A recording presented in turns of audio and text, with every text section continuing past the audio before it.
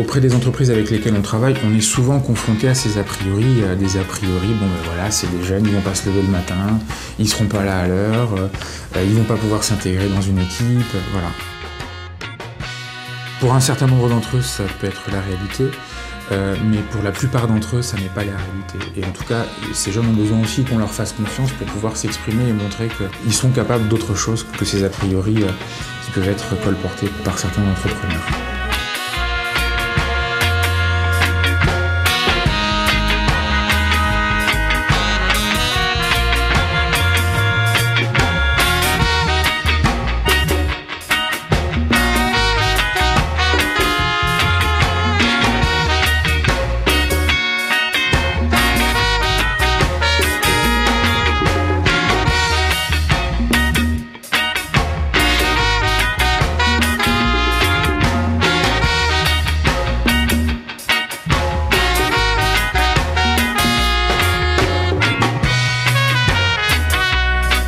Alors une mission locale, donc il en existe un peu plus de 450 en France, donc on fait partie de ces missions locales.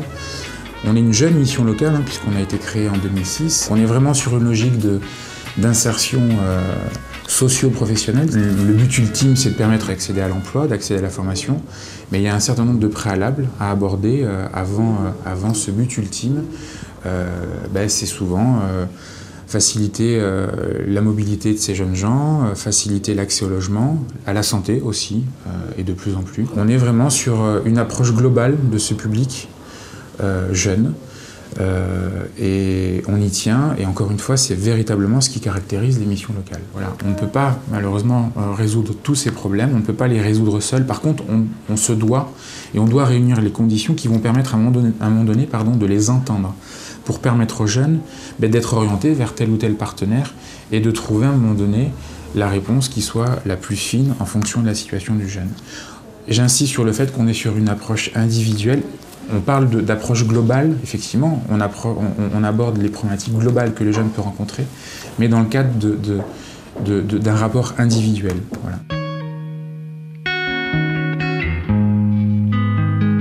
C'est un public qui est essentiellement déscolarisé, à la recherche d'un emploi ou d'une formation ou d'un contrat d'apprentissage. Donc nous, le but ici, c'est de le recevoir, lui donner le maximum d'informations et de l'aider dans ses démarches de recherche d'emploi. Des jeunes, ça veut dire plein de choses, et par les temps qui courent, ça veut souvent dire des jeunes en difficulté. Voilà. Donc on a tout et rien dit à travers ce qualificatif, jeunes en difficulté, jeunes en parcours d'insertion. Effectivement, tout ça est la réalité. La vision qu'il nous faut aussi avoir de ce public-là, c'est que ce sont des ressources. Voilà, ce sont ces jeunes gens qui feront aussi nos lendemains. C'est aussi ces jeunes gens sur lesquels il faut pouvoir s'appuyer. Et c'est ça qu'il faut en fait arriver à révéler à un moment donné. Ils sont jeunes, ils ont de 16 à 25 ans et ça définit une phase dans la construction identitaire du sujet, de l'être humain, qui est spécifique. C'est une phase de confrontation à la réalité du monde adulte, à la réalité d'une certaine autonomisation dans les choix que les jeunes ont à faire vis-à-vis de leur projet de vie. Il y a un travail de deuil de l'adolescence et de l'enfance, et puis il y a une certaine rupture, mais qui doit être constructive normalement, mais qui là, pour le cas, est très souvent difficile avec les familles. Le but, c'est de l'aider à prendre du recul par rapport à tout ça, pour que lui arrive à faire des choix. J'ai la vision un peu off, moi, puisqu'ils ne viennent pas me déposer carrément toutes leurs demandes. Ils arrivent avec leur colère, ou ils arrivent en déambulant tranquillement. Et puis après, on n'approfondit pas, mais j'arrive à avoir un abord de leurs problématiques. Donc effectivement, on se rend compte un petit peu l'urgence ou tout ce qu'ils peuvent amener avec eux, et on essaie de déminer un petit peu. Voilà, parce que l'écoute, ça peut passer en déminant tout ce qu'il peut y avoir d'émotions, et Dieu sait qu'il y en a. Alors mon parcours scolaire, j'ai fait 6e, 5e au Depeng à Frontignan. Après, j'ai été récupéré par le lycée de la Mer parce que je peux aller que là-bas. J'ai fait 3 ans pour avoir un CAP que je n'ai pas eu. CAP matelot. Après, ben, j'ai pas rien d'autre trouvé. Je suis parti en Auvergne sur un CAP. C'était un CAP quoi déjà? Service en restauration. Et en fait, ben, j'ai même pas commencé les cours que je suis déjà parti de là-bas. À la sortie de la 3e, j'ai fait un apprentissage en maçonnerie. J'ai fait 1 an. Moi, j'ai pas été au bout. CAP, j'ai pas été au bout. Après, j'ai fait un apprentissage en service aussi, serveur. Pareil aussi, j'ai fait 1 an, j'ai pas été au bout. Et après, moi, j'ai fait un peu de petits travail. Manutentionnaire, la plonge, serveur. Et voilà. Alors, j'étais en bac pro chaudronnerie, technicien en chaudronnerie industrielle, pardon. Au bout de la première année, ils m'ont dit, enfin voilà quoi. J'étais bon à l'atelier, mais j'étais pas assez en théorie, donc du coup, j'étais orienté sur un CAP. Puis j'ai arrêté au bout d'1 an et demi. Bon, je sais que c'est un peu court, mais bon. J'ai arrêté au bout d'1 an et demi parce que j'ai eu des différends là-bas, on va dire. J'étais pas premier de la classe. Les profs, il y en avait certains qui t'aidaient, plus que d'autres en fait. Alors, dans des matières, tu étais bon, dans d'autres, tu n'étais pas bon, et dans d'autres, tu coulais complètement. Et si on n'a pas de CAP ou d'un diplôme, ben, on n'avance pas dans la vie. Ça, c'est sûr et certain. Après, voilà. Après, je pourrais pas dire que je regrette mes années scolaires. Voilà. Parce que j'ai passé des bonnes années scolaires. Avec les profs, avec tout le monde. Après, voilà. Après, si, je les regrette un peu, parce que voilà, j'ai loupé quand même 3 ans pour un CAP que j'aurais pu avoir. Après, voilà.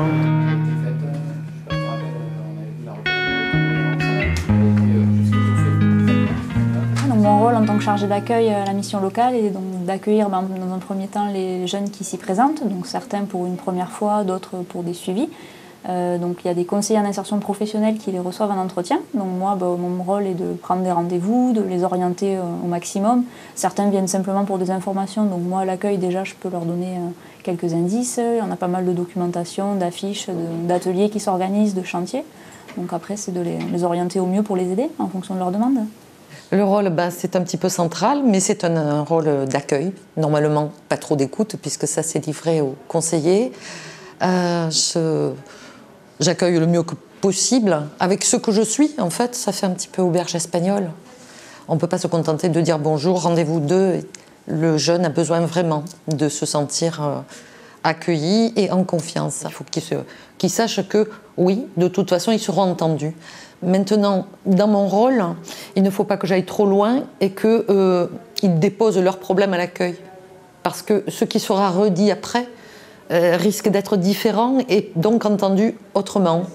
Il n'y a pas de routine, c'est jamais la même problématique, c'est jamais le même jeune, c'est jamais le même moment dans sa vie. Et mon rôle, c'est de m'adapter donc à la demande des jeunes. Donc après, moi je pense que c'est plutôt la dimension sociale qui est à prendre en compte, la dimension sociale et humaine à prendre en compte. Donc c'est un rôle d'écoute. À partir de là, à partir du moment où je pense qu'ils sentent qu'il y a une écoute, le climat de confiance s'installe. Et de là, les échanges sont plus simples, mais surtout plus sains.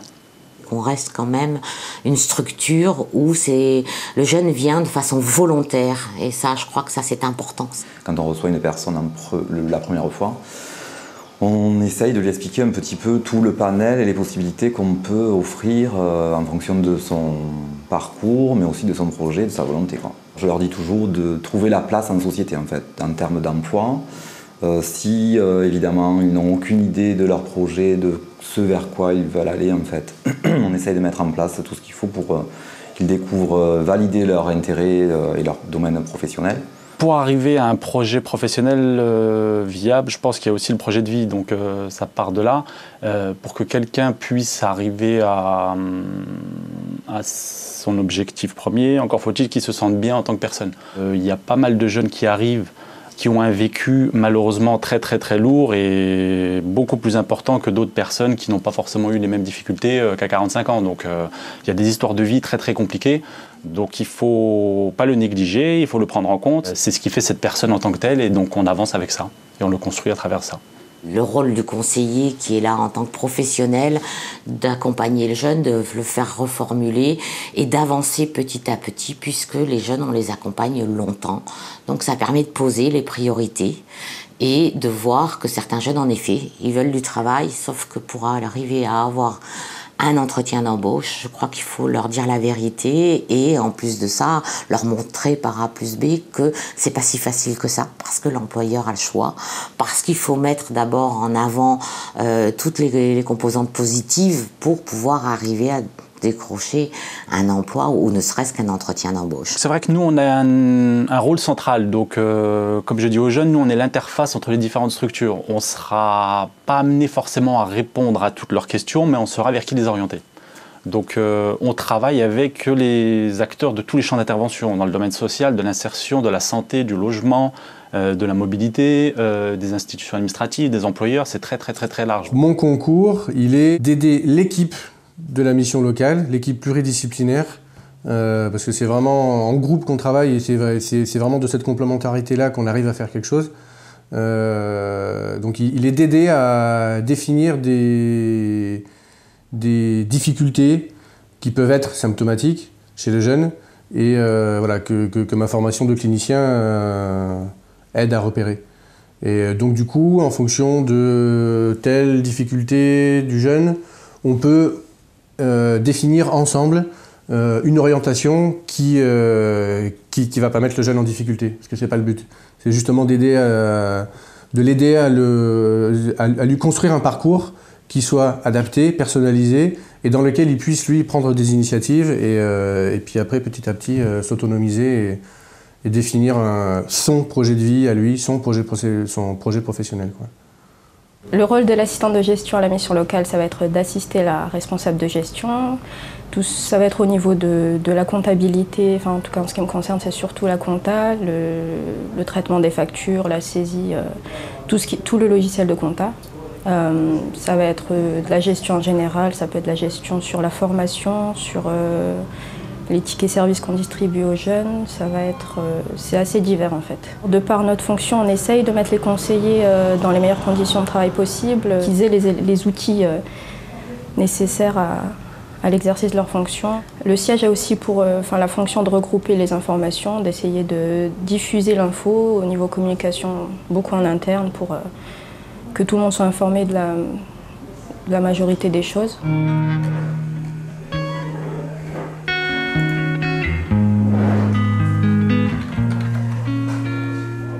J'aurais pu exercer ma fonction dans un autre domaine. C'est vrai que le fait d'être dans le domaine du social, le milieu social, c'est quand même c'est quelque chose qui me plaît, dans le sens où c'est vraiment un métier qui permet d'être en contact plus ou moins directement ou indirectement avec les gens. Et c'est vraiment le niveau humain, la dimension humaine qui est très intéressante. Pourquoi je fais ça? Pas pour l'argent, non. Je le fais évidemment pour essayer démêler le paquet de nœuds en fait, qu'il peut y avoir dans la tête des gens ou dans la vie. Il faut aimer les gens, je pense avant tout. Voilà, ça. Pourquoi continuer à faire ce travail? Bon, d'abord parce qu'il est passionnant, parce qu'il est très diversifié, il y a énormément de choses à aller regarder, voir, il y a énormément besoin de curiosité. Le but que l'on a aujourd'hui, c'est d'aider les jeunes. Au mieux, donc oui, c'est sous forme de motivation. En tout cas, moi j'adore ce que je fais. C'est vrai que c'est pas tous les jours évident, parce que selon les cas, ils sont plus ou moins en galère.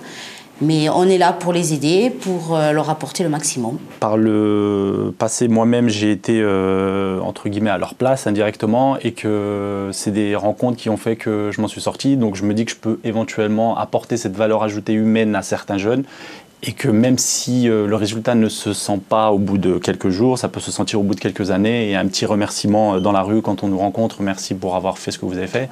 Voilà, c'est la meilleure réponse qu'on puisse nous apporter, quoi. Et c'est la meilleure récompense. On est content de voir des jeunes qui reviennent et qui ont trouvé un emploi, ou qui sont après devenus parents, qui ont trouvé un logement, qui réussissent leur vie du coup. C'est sûr que pour certains c'est bien. Après bon, d'autres c'est plus long et plus compliqué, mais quand les conseillers arrivent à monter des projets avec eux, c'est super au final.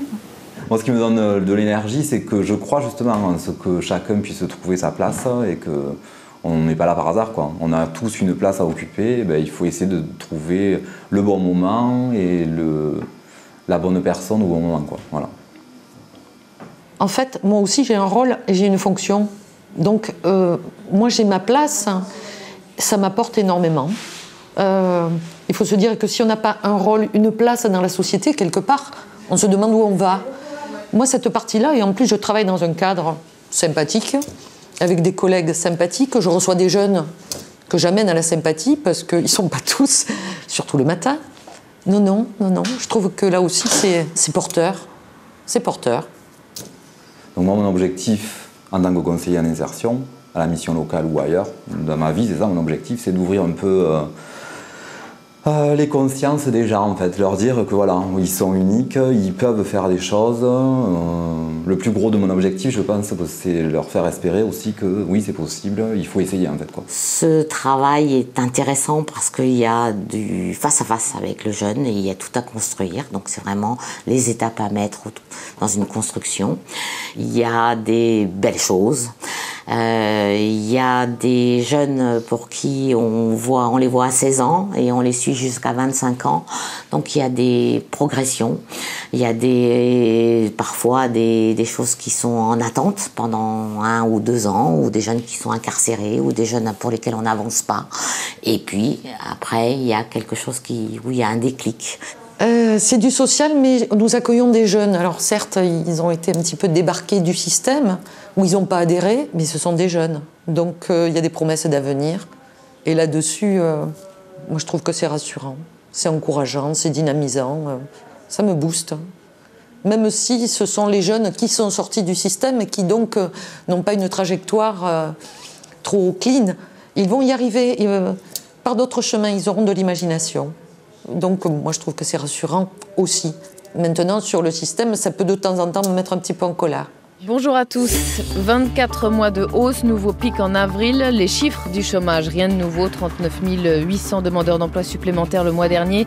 La France, mais aussi l'Europe, se mettent en ordre de bataille pour l'emploi, notamment des jeunes sévèrement touchés, vous l'entendrez. On parle d'emploi comme si ça se décrétait, l'emploi, mais ça ne se décrète pas, malheureusement. Et c'est vrai que la situation que l'on connaît, cette situation économique qui est dégradée et qui malheureusement se dégrade encore un peu et beaucoup trop, voilà, ça reste le frein majeur. C'est-à-dire qu'on met tout en œuvre pour permettre à ces jeunes gens d'accéder à l'emploi.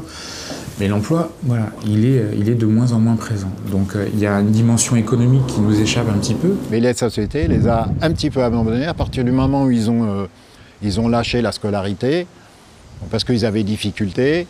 On n'a pas su ou pu ou eu le budget pour les aider à se remettre à flot, à continuer ou à s'orienter autrement. On les a un petit peu abandonnés. C'est une période difficile.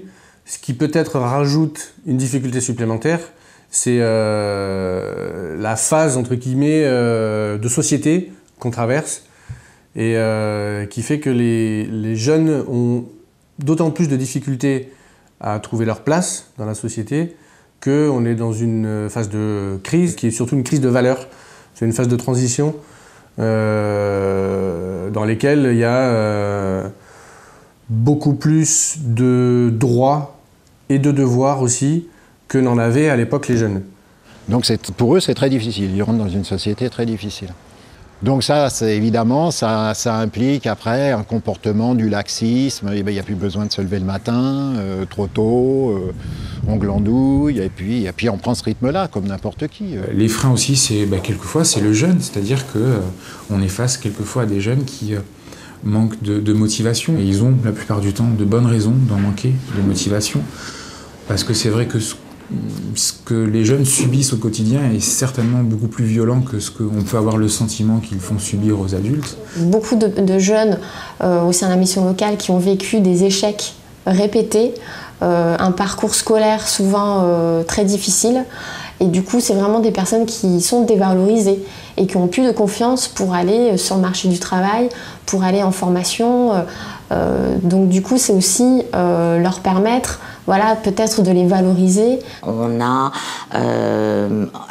maintenant de plus en plus de situations et de difficultés psychosociales, médicales aussi à gérer, parce qu'il y a de plus en plus de jeunes quand même qui ont des problèmes psychologiques importants qu'on voyait beaucoup moins à une certaine époque.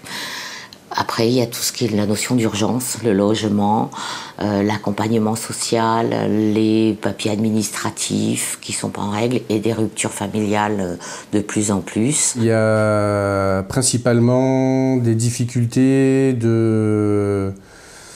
qui sont sociales, familiales et professionnelles. Ça, c'est les 3 grands champs et à l'intérieur duquel il y a quantité de symptômes différents qui sont d'ordre dépressif, qui sont de l'ordre de l'addiction, qui sont de l'ordre de la violence conjugale, violence familiale. Certes, ils rencontrent des difficultés, mais ils ne sont pas forcément tous des difficultés. Ils ont aussi tous des ressources. Et encore une fois, c'est aussi ça qu'il faut qu'on arrive à faire comprendre aux entrepreneurs et aussi aux jeunes. C'est-à-dire que voilà, il faut qu'on rétablisse ce lien-là, ce qui est loin d'être simple, effectivement, parce que ça demande aussi d'agir sur les représentations. Quelle représentation le jeune a de l'entreprise et quelle représentation l'entrepreneur peut avoir du jeune. Voilà. Un certain nombre d'employeurs qui ont des a priori sur le recrutement des jeunes et qui plus est orientés par la mission locale. La mission locale est malheureusement encore étiquetée comme une structure accueillant des jeunes en difficulté, entre guillemets, cas sociaux, ce qui fait qu'on n'est pas forcément, à leurs yeux, les meilleurs interlocuteurs. Et c'est vrai qu'on assiste de plus en plus à des employeurs qui nous disent oui, les jeunes ne sont pas corrects, n'ont pas une tenue correcte, n'arrivent pas à l'heure, ne savent pas ce qu'ils viennent faire. Le côté valeur du travail n'est absolument pas dans la tête de ces jeunes-là. Et donc, il y a énormément d'employeurs qui nous retoquent un petit peu par rapport au placement de jeunes. On est un peu extérieur. À la fois, on travaille avec les conseillers et avec les jeunes, mais à la fois, on voit aussi certaines choses.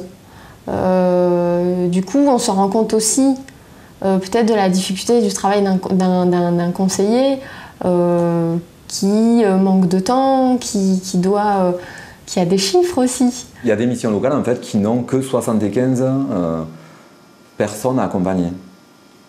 On en a quasiment, alors la moyenne on me dit que c'est 230, 250 personnes. Il y a des personnes ici qui ont 500, 600 personnes à accompagner, quoi. Alors évidemment elles ne sont pas toutes, on ne les voit pas toutes régulièrement, donc il y en a un certain quota, j'allais dire, de personnes dont le dossier est en veille, c'est-à-dire qu'on n'a pas vu depuis 3-4 mois, et d'autres quand même qui sont bien présents, bien actifs et qu'il faut quand même arriver à accompagner. Donc c'est difficile parce qu'il y a beaucoup de choses à faire encore, quoi. C'est sûr qu'il faut qu'on nous donne les conditions matérielles pour pouvoir travailler au mieux. Après, on peut assister, on le voit par expérience, qu'il y a des décalages entre les outils proposés par les différentes instances politiques et ce qu'on vit sur le terrain. Donc il y a des injonctions de structures qui nous proposent de placer tel ou tel jeune sur telle ou telle action. Le jeune n'en est pas forcément à ça, donc voilà, et ça crée des frustrations. Donc, et nous sur le terrain, on doit répondre à cette frustration parce qu'on est les premiers, voilà, on est le guichet premier des jeunes, quoi. Je peux pressentir les difficultés que le conseiller peut rencontrer, le jeune, les difficultés qu'il rencontre, et puis aussi peut-être la relation que le conseiller peut avoir avec le jeune par rapport au fait que le jeune il met en échec tout ce que lui propose le conseiller. Donc des fois le conseiller peut avoir une réaction, c'est normal, c'est humain, j'en ai marre, celui-là il m'embête. Donc nous, je pense qu'on peut voir ça aussi.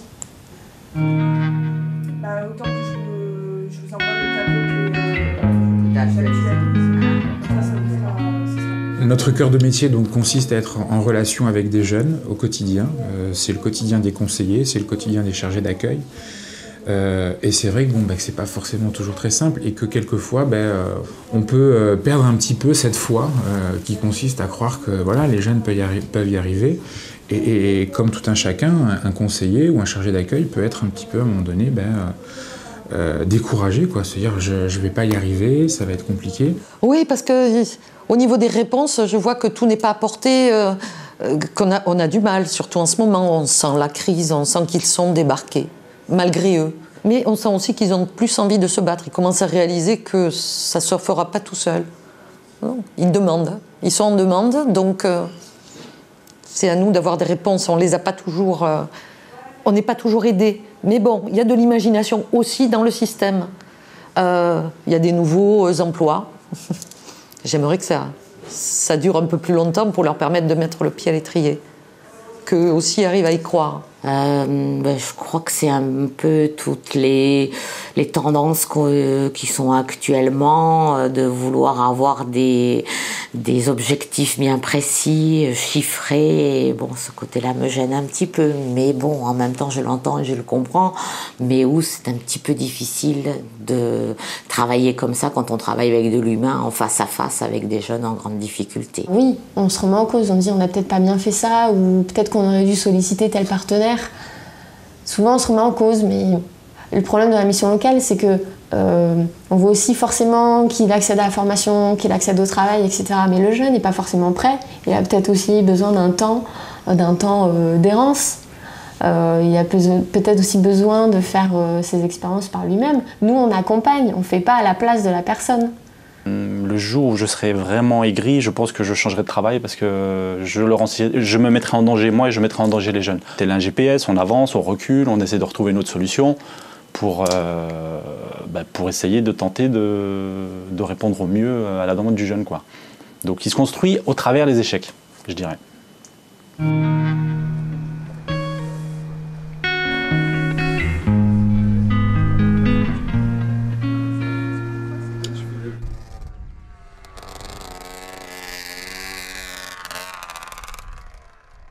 Bien la famille.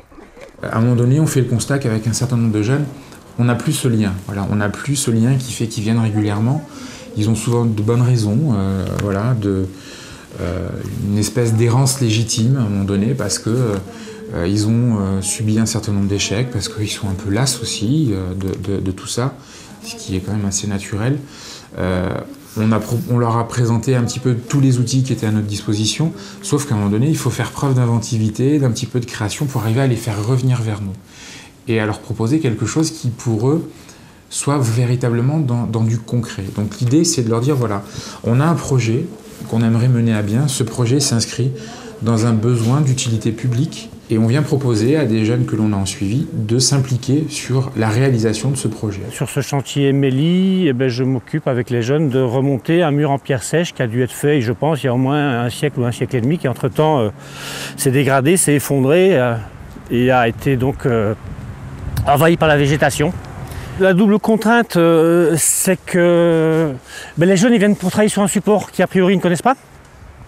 Donc déjà, il va y avoir l'apprentissage et la transmission par rapport à un certain savoir, une certaine expérience que j'ai que eux n'ont pas. Après, moi j'ai une contrainte d'obligation par rapport à une commande qui nous est posée de construire un mur et donc fin de chantier, il faut que le mur il soit construit. Donc on est un peu là pour leur montrer comment ça pourrait se passer dans l'optique d'un travail classique. Alors c'est très agréable quand vous voyez quelqu'un qui a envie, qui comprend, qui a une certaine maturité et qui se dit celui-là c'est bon, il a une conscience professionnelle, on peut faire l'essai d'essayer de l'envoyer dans l'entreprise, ça peut marcher. Et puis il y en a qui là ils sont pas prêts, quoi. Il va falloir encore attendre un petit peu. C'est un chantier principalement pour mettre en condition de travail une équipe de jeunes qui sont un petit peu en galère de recherche de travail, de formation aussi, mais par ce chantier-là, ils ne trouveront pas une formation. Ils vont retrouver un rythme de travail, une régularité, et puis un petit apprentissage, un tout petit apprentissage de gestes du bâtiment. La finalité, c'est de reproduire un motif qui a été peint dans le hall du JAM, en l'ayant agrandi une dizaine de fois. En maçonnerie sur le mur du théâtre. Moi je pense qu'un maçon n'a jamais fait ça. Du sgraffito, un maçon, une entreprise de maçonnerie, sgraffito, je ne sais pas ce que c'est. Eux ils savent. Et là c'est du geste fin. Là ils travaillent sur du délicat. Et ils réussissent. Donc, voilà, il faut prendre sur soi, quoi. On va pas se lever tous les jours de sa vie à 1 heure. Donc à un moment il faut se donner un coup de pied au cul, quoi. Et puis y aller, quoi. Et vraiment montrer quand même qu'on est capable de faire quelque chose, que les jeunes de nos jours, ils restent pas chez eux sans rien faire. Voilà, il y a quand même beaucoup de caricatures. Hein. Depuis que je suis tout petit, je me lève de bonne heure. Je travaillais un peu en étant jeune avec papa, je travaillais avec maman, je travaillais avec mes oncles. Alors du coup, me lever, c'est pas ça qui me gêne en fait. j'habite avec ma tante et tout, il faut faire quelque chose, quoi. Je ne veux pas rester la journée à rien faire. Moi, surtout ça. Après, dire que c'est un métier qui me plaît, non, ce serait mentir. Mais les bons points, quand même, c'est que ça nous aide à avoir une meilleure prise d'initiative, quand même. Et voilà. Si j'ai un bon point à soulever aussi, c'est l'esprit d'équipe. On est quand même assez soudés, on se donne des surnoms, voilà, il y a quand même une bonne entente. Individuellement, je suis fier d'eux, je suis content d'eux. Après, j'ai plus de difficultés des fois avec l'énergie que produit un groupe, qui a tendance à trop souvent attirer la valeur de l'individu vers le bas. Et ça, c'est quelque chose que j'aimerais bien qu'ils le comprennent un jour. Voilà, mais ça prend du temps. À un moment donné, le travail, je me pose la question si c'est un désir, un besoin, une obligation ou une punition. Et donc, je pense que dans l'esprit des jeunes, ce n'est pas une seule de ces raisons-là, mais il y a peut-être plusieurs de ces raisons-là qui interviennent. Et ben, à un moment donné, il va falloir qu'ils se fassent tout le travail là. C'est qu'à un moment donné, avec l'expérience et l'âge, ils allient ce besoin au désir aussi. Et surtout qu'ils arrêtent de le prendre comme quelque chose d'obligatoire et de pesant et de lourd et de quelque chose qu'ils ne voudraient pas faire. Malgré toutes ces difficultés, on a réussi à faire ce pourquoi les jeunes étaient venus et ce pourquoi j'étais là. C'est une réussite. C'est pas facile, c'est fatigant par moments, mais c'est une réussite. Voilà, c'est comme ça qu'il faut le voir. Et ça change un petit peu leur comportement. Et puis on leur apprend à avoir des comportements de chantier, mais sur des chantiers courts. Là, on leur a un peu sorti la tête de l'eau et puis j'aurais voulu les voir émerger et courir sur la plage, quoi. Là, c'est un peu ma frustration. Ma frustration, c'est les chantiers courts.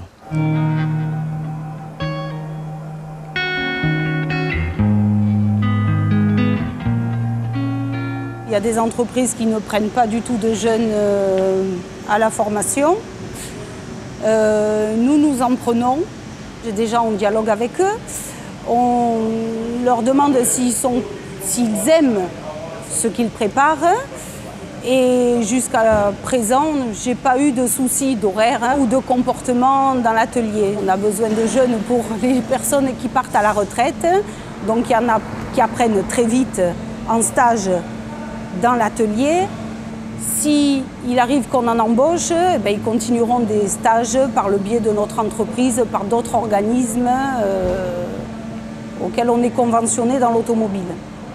Laurent, on l'a pris en stage à 17 ans, il était à l'école, donc il a passé un CAP, un bac, un BTS, donc il a suivi tout son cursus de stage dans nos ateliers. Et Laurent, ça fait 11 ans qu'il est embauché chez nous. Et maintenant, il est chef d'équipe en mécanique. Et c'est lui notamment le maître de stage en mécanique pour tous les stagiaires que je prends en mécanique. J'aime que le jeune se présente dans nos ateliers. Déjà, je pense qu'il est un peu plus intéressé par le métier, l'amour du métier, et plutôt qu'un jeune qui reste à la NPE, qui attend souvent qu'il soit placé. Les difficultés à l'embauche pour les associations telles le Frontier-Antoine Bal, c'est disons le manque d'argent, vu le prix des emplois chargés. Donc c'est très compliqué. C'est la raison pour laquelle nous faisons appel, quand on peut, aux emplois aidés. Vu le nombre de licenciés actuels, on a été obligé, disons, d'embaucher quelqu'un en CDI. Et donc pour ça, on n'a pas hésité. Hein. Parmi les jeunes qu'on a vus via la mission locale, on a embauché un jeune là, depuis l'année dernière. On va dire que la moitié des dirigeants sont des enseignants, donc on est tous axés un petit peu vers la formation. On est obligé d'avoir un état d'esprit ouvert sur la formation, donc les jeunes comprennent. Je pense que la première chose qu'on fait, c'est qu'on les met tous en formation. Après, il y a tout un rôle éducatif de notre part. Alors c'est vrai que ça peut mal se passer, mais depuis qu'on utilise donc ces emplois aidés, en disant à 75% des cas, on n'a pas été déçus. L'avantage de ces jeunes, donc d'embaucher ces jeunes, c'est que petit à petit, il faut être patient, mais ils arrivent petit à petit à prendre confiance en eux et vraiment à apporter quelque chose de neuf, de jeune, à d'autres jeunes. Voilà. Le passage emploi aidé, c'est quelque part un moyen pour ces jeunes de s'affirmer. Et pourquoi pas de trouver après un emploi. Parce que parmi ces jeunes qui sont venus chez nous, d'autres sont allés trouver une place dans d'autres clubs aux alentours. c'est un moyen de se montrer. Voilà. 60 personnes vont être embauchées dans ce site-là. 60 personnes que l'on va recruter localement, et j'y tiens, c'est très important. Moi, c'était juste une évidence de travailler avec la mission locale d'insertion, des jeunes, encore une fois, ça c'est important de le dire, et de les intégrer dans le processus de recrutement. Les jeunes, c'est un vivier. Les jeunes, c'est eux qui seront les futurs cadres, les futurs managers, les futurs directeurs des restaurants. Vous savez que dans les restaurants McDonald's, en France, je crois qu'il y a 75% des gens de l'encadrement et des directeurs de restaurants qui sont issus du monde équipier. Les jeunes, moi je veux les intégrer, j'ai envie de les intégrer, qu'ils soient formés ou qu'ils ne soient pas formés. Et même surtout s'ils ne sont pas formés, on va leur apporter de la formation. Moi ce qui m'intéresse encore une fois, c'est le mot motivation. S'il y a de la motivation, si ce métier leur plaît, si l'évolution que je leur propose dans un restaurant McDonald's leur convient, moi, je vais leur apporter de la formation. Moi, je vais les amener vraiment le plus haut possible. Mais pour ce faire, il faut qu'ils aient envie, bien évidemment. Moi, en tant qu'employeur, j'ai envie de les recruter. L'opération de partenariat avec la mission locale d'insertion des jeunes et du bassin de Thau, oui, pour moi est pour l'instant un véritable succès. Du retour que j'ai de mes équipes, de mon directeur, mon futur directeur du restaurant de Frontignan, il m'a dit il y a quelques talents dans l'équipe là. Je sens des pépites et je sens déjà des pépites pour des futurs managers. Ah, ça c'est un vrai signe ça. Je peux vous dire que c'est important dans notre métier.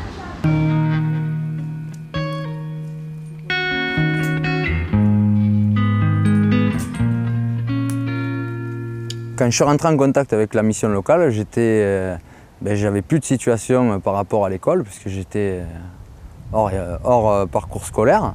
Et donc je recherchais vraiment quelque chose pour devenir quelqu'un par rapport à mon avenir professionnel. Les gens de la mission locale se sont bougés quand même pas mal pour moi, parce qu'on m'a téléphoné plusieurs fois pour me retrouver des formations, me conseiller, puisque c'était quand même mes conseillers, quoi. Ils m'ont envoyé sur la formation Ardam qui se trouvait sur Metz, et où j'ai passé mon CAP d'aménagement et entretien d'espace rural, la Garrigue. Ça a été vraiment la porte qu'il fallait que j'ouvre, que je prenne, quoi. Ils m'ont permis de rentrer en contact avec ce métier que je fais actuellement et ma passion. Mes difficultés à l'époque, forcément c'était de trouver un emploi. J'avais essentiellement des emplois alimentaires, je travaillais en restauration, mais j'avais vraiment un projet dédié au prêt-à-porter grande taille, et je souhaite en fait devenir conseillère en image pour femmes rondes. La mission locale en fait m'a beaucoup aidée dans mes recherches d'emploi dans un premier temps, mais surtout elle m'a aidé à trouver des contacts et un réseau professionnel pour mener à bien mon projet. Mais aussi j'ai fait des formations avec la mission locale d'insertion, dont une qui avait été créée en partenariat avec la boutique de gestion de Sète. Et c'était une formation passion d'entreprendre pour les jeunes. Donc là vraiment j'ai pu monter mon projet de conseillère en image pour femmes rondes. Le point positif, c'est la rencontre, parce que forcément, quand on va à la mission locale d'insertion, on n'est pas seul, hein, c'est souvent en groupe lors des formations, et forcément, on a toujours quelque chose en commun. Donc on se réconforte entre guillemets entre nous, on peut aussi se donner des astuces, et même parfois on travaille sur des projets en commun. Ça m'est arrivé, et ça c'était vraiment bien. C'est ma 13e année d'élagage, et ça fait 6 ans que j'ai monté mon entreprise. Jusqu'ici, tout va très bien, on travaille. Il a même fallu d'ailleurs que je change de régime pour pouvoir continuer. Alors ma situation actuelle, c'est un peu le fourbi parce qu'il y a beaucoup de choses. Donc d'un côté, je fais du conseil en image avec la mission locale d'insertion. J'interviens avec des jeunes où en fait je leur explique comment se présenter à un entretien d'embauche de façon vestimentaire, bien entendu. Donc là, c'est vraiment un plus pour les chercheurs d'emploi. À côté, j'ai aussi mes propres prestations avec les particuliers, donc ce seront des femmes rondes. Donc pour être conseillère en image pour femmes rondes, je lance mes prestations en septembre. Et encore à côté, j'ai encore un petit truc en plus. Moi, je suis passionnée de mode, en fait, passionnée de fringues, et je tiens un vide dressing sur Internet. Voilà. J'ai fait appel à des jeunes qui ne sont pas forcément de la mission locale, mais qui ont été des stagiaires qui sont venus faire des stages en entreprise avec moi, puisque moi j'ai travaillé avec des gens qui ont su m'inculquer une passion, et maintenant à mon tour j'aime transmettre ma passion aux autres. Le fait de travailler aujourd'hui en mission locale d'insertion, pour moi, entre guillemets, c'est marrant dans un premier temps. Pourquoi? Parce qu'avant, j'avais des intervenants qui venaient m'aider et maintenant, c'est moi qui interviens pour aider des jeunes.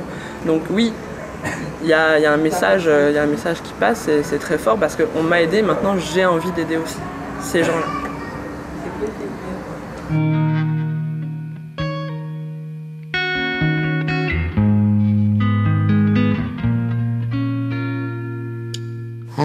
Des parcours de jeunes, oui, on a certains qui étaient tête fraîche, hein, qui voulaient rien faire, qui ont fait pas mal de passages en prison à Villeneuve-les-Maguelones, qui sont ressortis, qui sont rentrés et pour qui rien n'avançait. Donc une situation un peu bouchée. Donc avec des petits bouts de stages de formation qu'on leur proposait, d'accompagnement, et puis ça allait jamais au bout parce que il y avait autre chose en parallèle qui les intéressait certainement plus. Et puis à 24 ans, le jeune vient vous revoir et vous dit ça y est, j'ai trouvé du boulot, je suis embauché, voilà, j'ai besoin d'un coup de pouce là parce que je dois m'installer et avoir un logement, et voilà, ce coup de pouce, et puis voilà, ça y est, ça roule, les choses sont tranquilles, et bon, voilà. Mais il aura fallu tout ce temps. Ouais, en arrivant ici, il y a 5 ans sur Metz, je rencontrais une jeune qui avait été placée à l'époque, ne serait-ce que par rapport à son projet de vie, qui avait 17 ans, qui avait pour projet de s'orienter dans l'animation. Personne n'y croyait. J'avais rencontré son éducatrice du centre d'accompagnement éducatif, donc qui était rattachée au ministère de la Justice. Et avec cette jeune et cette éducatrice, on a mis en place un parcours assez intéressant, et cette jeune s'est accrochée. Donc elle a commencé par un BAFA, une chose toute bête, hein, mais bon, pour certains, c'est la première validation et la première réussite pour une jeune. Et aujourd'hui, elle travaille en mairie, elle occupe un poste à responsabilité dans ce secteur. Et voilà, donc je pense que c'est une jeune qui n'hésite pas à nous solliciter quand elle rencontre elle-même des collègues, des amis, donc elle joue vraiment un rôle de correspondante en extérieur. Et c'est vrai que c'est une très très belle réussite dans le sens où personne n'y croyait au départ, quoi. Comme quoi, voilà, avec un minimum de confiance, les jeunes peuvent déplacer des montagnes, quoi. Hier, par exemple, ma collègue me disait, chargée d'accueil, il y avait eu donc le recrutement, l'information collective avec le responsable du McDonald's, en fait, et j'ai un jeune que j'accompagne, à qui j'ai proposé ça. De suite, il m'a dit oui, je veux bien, mais je veux pas être équipier polyvalent, j'aimerais être manager, quoi, alors qu'il a un niveau 3e. Et bien, le jour où il y a eu l'information collective, il est allé. Donc il était bien habillé, tout de noir vêtu, les chaussures bien cirées, comme disait ma collègue. Et il est allé voir le recruteur en lui disant, voilà, est-ce que c'est possible de devenir manager assez rapidement? Il est allé au culot, quoi, alors qu'il a qu'un niveau 3e, quoi. Donc il y a des volontés, des énergies comme ça qui se mettent en place, auxquelles des fois on est surpris positivement, quoi, aussi. Moi j'ai cru en des jeunes, et notamment un qui avait des petits problèmes, un handicap. On disait il ira pas loin, hein. Et c'est un jeune qui était boosté, qui y croyait, qui s'est accroché, qui rentrait sur une formation dans la vigne. Et je sais que ce garçon, il va certainement aller plus loin que d'autres qui font des formations diplômantes, qualifiantes et autres. Lui a quelque chose dans les mains. Et surtout, il a une volonté en béton. Donc, oui, des fois, on arrive à voir ce qu'on verrait peut-être pas sur ses propres enfants. Ouais, c'est ça qui est plus rassurant. Disons que sur l'effet de tout ce nombre, on voit les petites étincelles.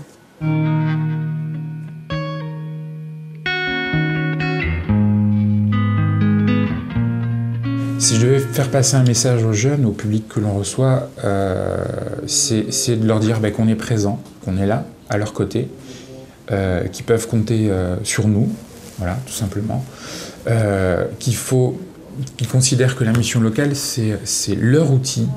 Il faut qu'ils s'emparent de cet outil qui est mis à leur disposition, qu'ils peuvent nous solliciter, qu'on se rendra le plus disponible possible dans les meilleures conditions, que ce soit en termes de temps, mais aussi en termes d'écoute et puis en qualité d'écoute. On y tient. Moi, j'ai réussi à trouver la branche qui m'allait le mieux, et je suis loin de la quitter. Mais maintenant, il faut que les jeunes goûtent à tous les métiers. Moi, j'ai goûté à beaucoup de métiers. Et quand je suis tombé sur le bon, j'ai su le conserver et j'ai su me former pour devenir un bon professionnel de mon métier. C'est un peu comme quand on trouve la chaussure à son pied ou son âme sœur, quoi. Moi, les arbres, c'est mes âmes sœurs, quoi.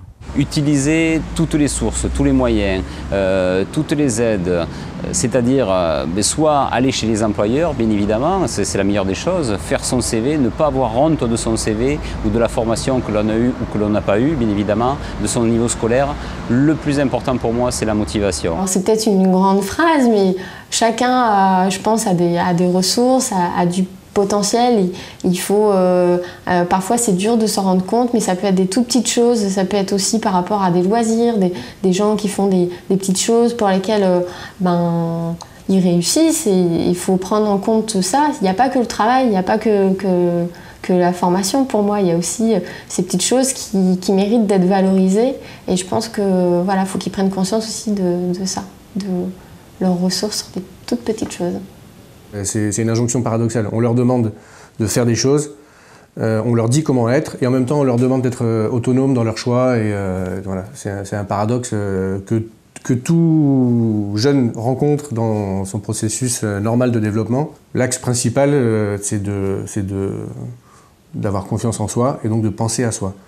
Leur message, c'est vraiment de leur dire on peut échanger et on a des choses à vous montrer. Ça prendra du temps, il faut s'inscrire dans la durée. Ça, c'est aussi une dimension importante parce que voilà, on est face à une jeunesse qui est dans cette logique de consommation quasi immédiate. Mais si vous êtes prêt à vous inscrire dans la durée, à venir nous rencontrer régulièrement, on pourra faire des choses intéressantes.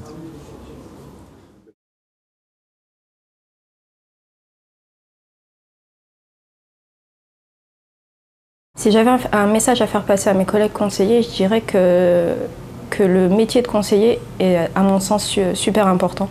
Ils peuvent, à travers leur métier, apporter beaucoup de choses à des jeunes qui en ont besoin, des jeunes en difficulté.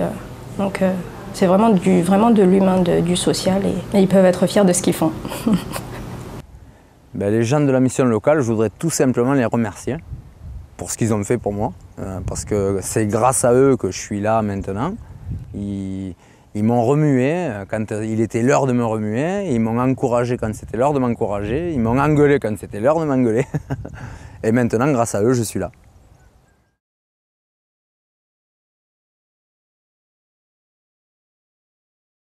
On s'investit pas mal pour nos jeunes. Souvent, on a des échecs, c'est pas facile, on rame, on est épuisé.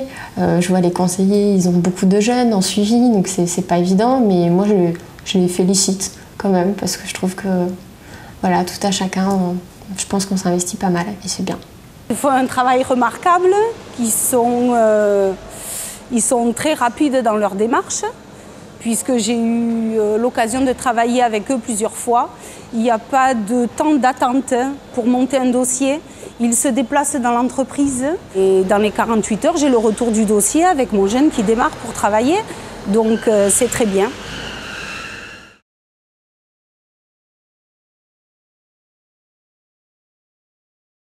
Enfin, chacun avec ses spécialités, on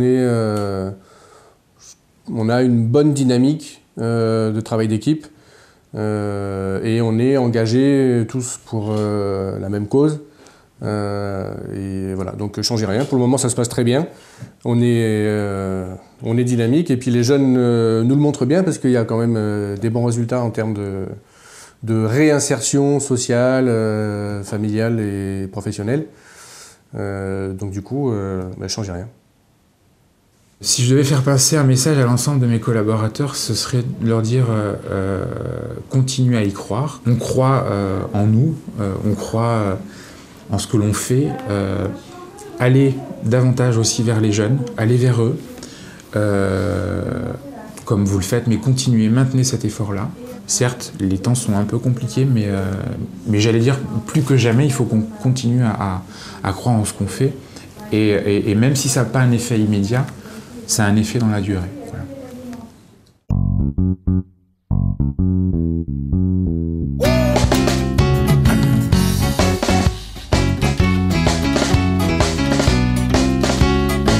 Je me serais bien vu en homme d'affaires, médecin ou avocat. J'aurais déchiré, je me serais bien vu dans n'importe quel domaine, quel qu'il soit. J'aurais tout donné si j'avais fourni les efforts là où il faut comme il se doit. Je vous aurais tous scotché, mais j'ai jamais vu l'intérêt dans insister.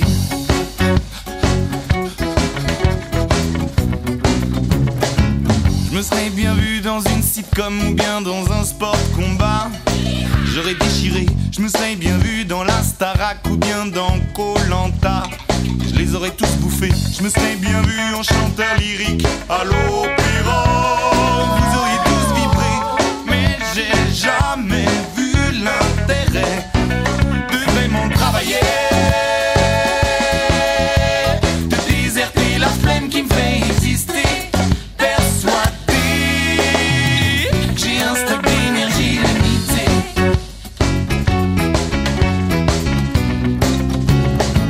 Je me serais bien vu en Gandhi ou bien en Che Guevara, je crois, j'aurais tout changé. Je me serais bien vu en Jésus, en Moïse et même Bouddha. Vous m'auriez tous prié, je me serais bien vu en Bruce Willis, Stallone ou Travolta. Par ici la monnaie, mais j'ai jamais